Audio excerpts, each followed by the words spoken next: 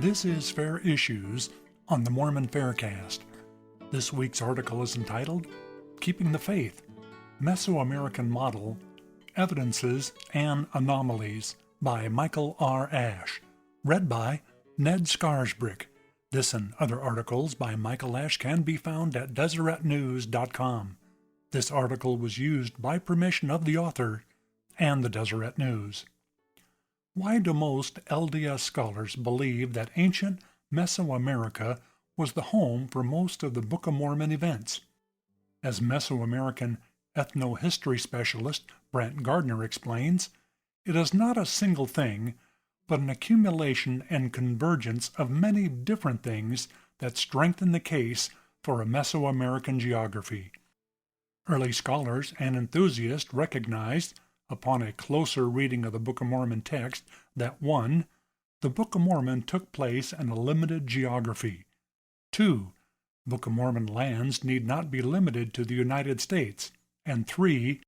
Real scholarship should support at least the most basic things found in the Nephite text: populations, kinships, rivers, literacy, etc.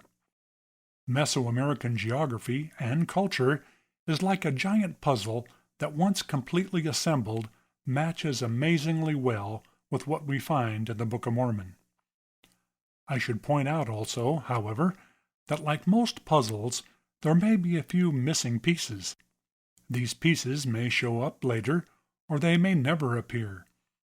As non-LDS philosopher of science Thomas Kuhn pointed out, quote, "Since no paradigm or model ever solves all the problems that it defines, and since no two paradigms leave all the same problems unsolved, paradigm debates always involve the question, which problems are more significant to have solved?"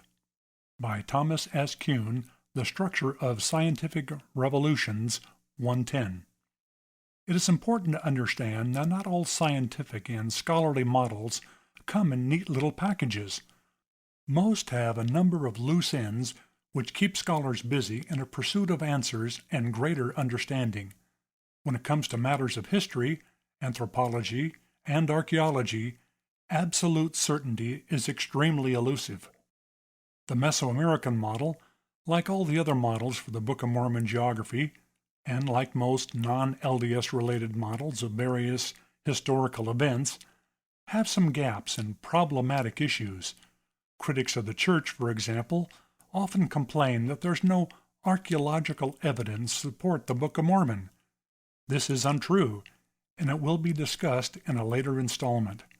They also complain that some of the plants, animals, weapons, etc., mentioned in the Book of Mormon are not found in the pre-Columbian Americas. This will also be dealt with in a later issue.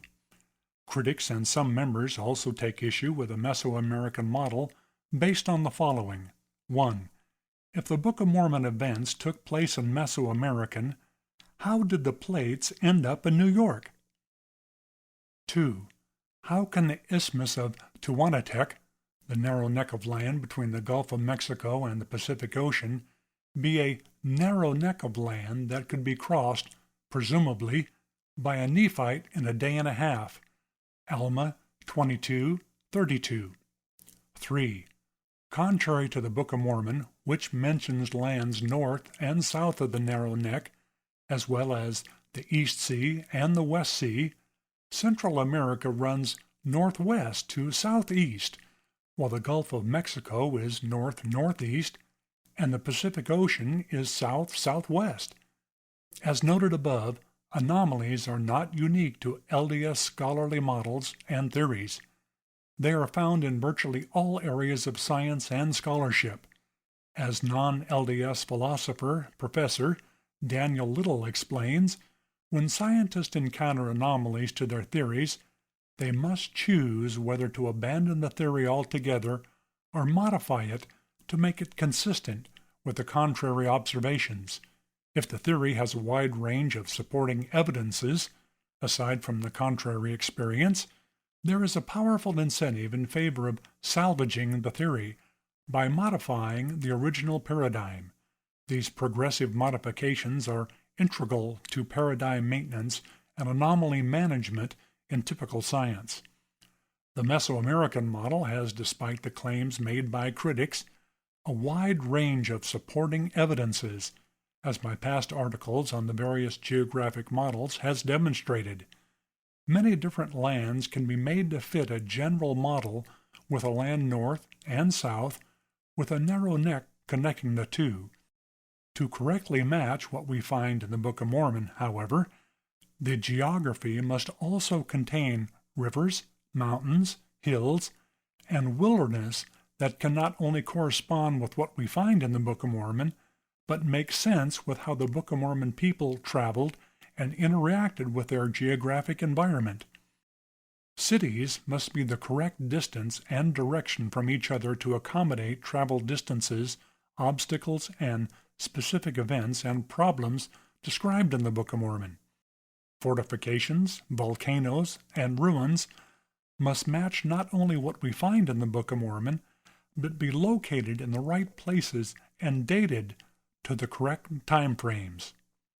We must be able to see that the cultures in the models lived like we read in the Book of Mormon, lived during the times we find in the Book of Mormon, and had similar politics, trade, economic, and war practices described in the Book of Mormon.